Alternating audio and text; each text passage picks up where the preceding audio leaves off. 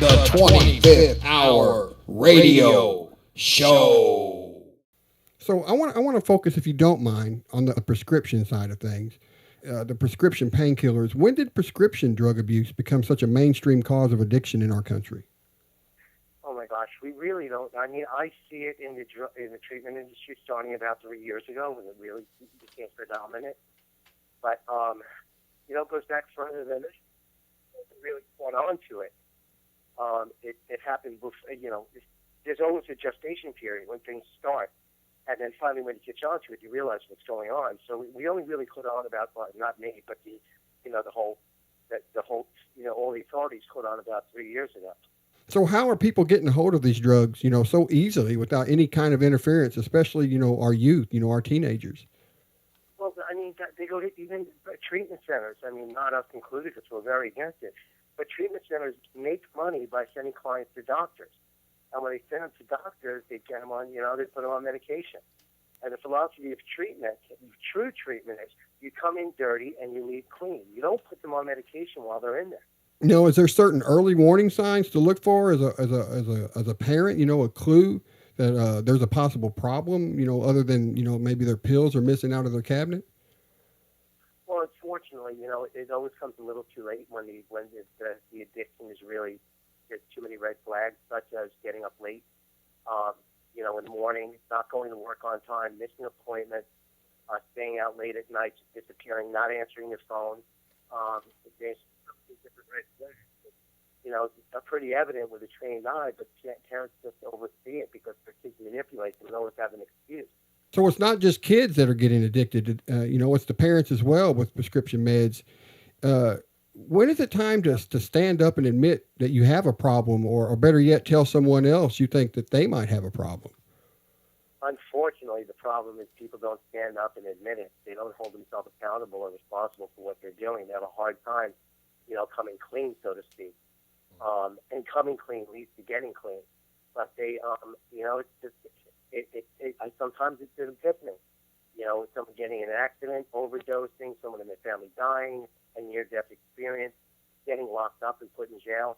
That people wait for that point, that kind of a bottom, to really turn it around and admit it. Even then, they don't realize that that's their bottom. So is this where the insight to recovery comes into play? I mean, do you mind filling our listeners in on this recovery program that you're involved with? Yeah, well, look, I truly believe in not just the saying of mind, body, and spirit, but it truly is addressing your mind, your body, and your spirit. Your mind psychologically into therapy and treatment. And treatment shouldn't be just group sessions and big book studies in AA. You need one-on-one treatment, a lot of it. And we give our clients, at least 4 days a week of one-on-one treatment. You have to really attack the root cause of the problem. You have to go back and really address whether it was abandonment, if it was a divorce, if it was being in jail, military issues, when someone died, whether it was being abused or raped, and identify with what the problems are to resolve them before you can get better. And then the body, we do so much damage to our body when we use drugs. When you go into treatment, you don't do anything to help it. 30 days isn't enough to stabilize your brain chemistry and, get back to normal. So you really have to be on the right nutritional regime. You have to work out to stabilize your brain chemistry, your endorphins, of course, serotonin and dopamine, the feel-good drugs, and then your spirit. Truly, without God in your life, you're not going to get that, because God represents right and wrong. And if you ask yourself before you do something, is this something God would want me to do, whether it's picking up a drug, whether it's having a drink, whether it's, just the way we speak and act, you're not going to have that kind of a spiritual base to your life. So it really is mind, body, and spirit, and that's what we do at our treatment center. I mean, hundreds of people have gone through my treatment center, and I couldn't give you a percentage of how many are sober today after 5-6 months. Probably, maybe 30%, which is high in the business, maybe a little more. But it's all a matter of staying connected and doing the right thing when you get out. I try to stay on top of all my clients when they get out of treatment and stay in touch with them. And I have an open door policy where they can call me anytime and I'm there for them. But that's all on them. I'll give them the tools that they need. But when the rubber hits the road and they lose treatment and go into an outpatient treatment, that's when they're really tested. They're back in the same, the world that they came from, where there's going to be temptation. Besides the addiction itself, what do you think stops people the most in seeking help?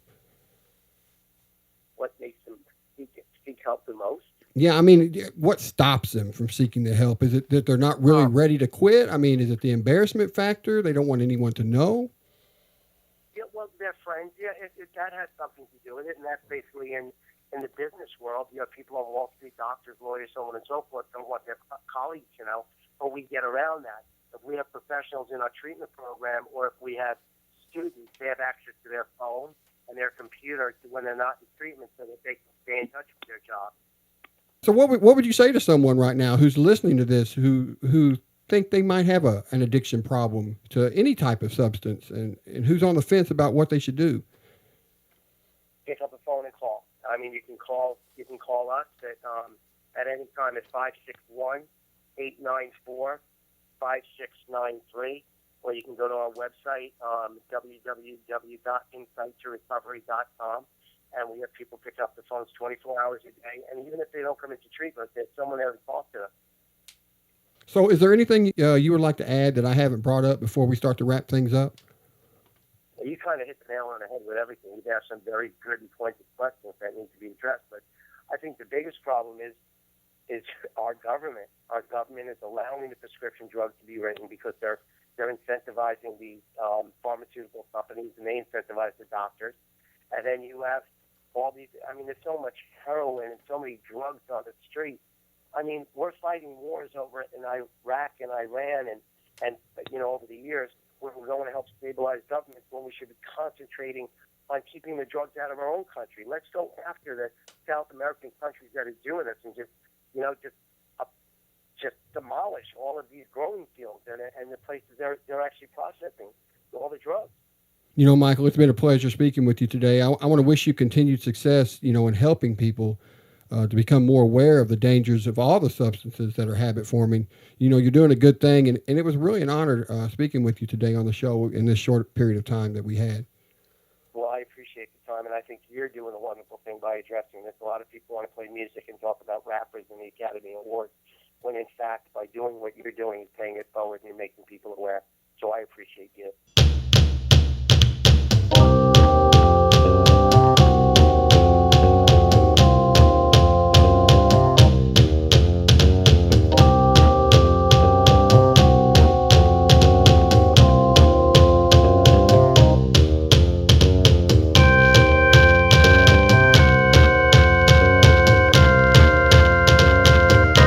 The 25th Hour Radio Show.